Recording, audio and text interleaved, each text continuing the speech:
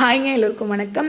Actually நம்ம ஏன் சின்ன வயசுலேருந்து எனக்கு விவரம் தெரிஞ்சதுலேருந்து எலெக்ஷன் டைமில் யாராவது ஒருத்தராவது கண்டிப்பாக இந்த விஷயத்த சொல்லிடுவாங்க. என்னென்னா, எவன் எலெக்ஷனில் நின்னா என்ன, எவன் எலெக்ஷனில் ஜெயிச்சா என்ன, அதில் ஏதாவது நமக்கு நல்லது நடக்க போதா, இல்லை இன்றைக்கி எனக்கு நான் வேலைக்கு போனால் தான் நாளைக்கு சோறு, இன்றைக்கி வேலைக்கு போனால் தான் என் பிள்ளை படிக்க முடியும் அப்படிங்கிறது யாராவது ஒருத்தராவது இப்போ வரைக்கும் சொல்லிகிட்டே தான் இருக்கிறாங்க. அதுக்கு காரணம் என்ன, அந்த விஷயங்கள் நாட்டில் மாறாமல் இருக்குது அப்படிங்கிறது தான் உண்மையான காரணம். அதாவது ஃபார் எக்ஸாம்பிளுக்கு ஒரு ஃபேமிலி வந்துட்டு நல்லா இருக்கணும்னா, இப்போ நான் இருக்கேன்னா நான் என்னோடய ஆசை அதிகபட்சமாக என்ன இருக்க போகுதுங்க, லட்சாதிபதி கோடீஸ்வரனாக ஆகணுங்கிறது கிடையாது.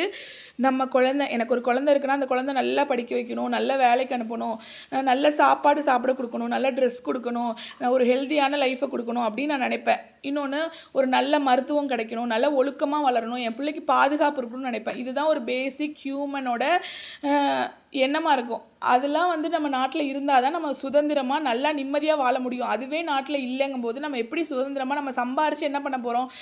ஒரு நல்ல விஷயங்கள் நமக்கு கிடைக்கலன்னா காசை வச்சு என்ன பண்ண முடியும்? சொல்கிற மாதிரி நாளைக்கு காசை வச்சு நான் சாப்பிடவா முடியும்? ஒன்றுமே பண்ண முடியாது. நாடு நல்லா இருந்தால் தான் நம்ம நல்லா இருக்க முடியும். அதனால தயவு செஞ்சு ப்ளீஸ் ஓட்டை யோசிச்சு போடுங்க. திருப்பி அரைச்சமாவே அரைச்சி தொலையாதீங்க. அப்படியே கடுப்பு தான் வருது. எனக்கு நினச்சாவே வேதனையாக இருக்குங்க. உண்மையாலுமே வேதனையாக இருக்குது. சில பேர் புரிஞ்சு பேசுகிறாங்களா புரியாமல் பேசுகிறாங்களான்னு எனக்கு தெரியல.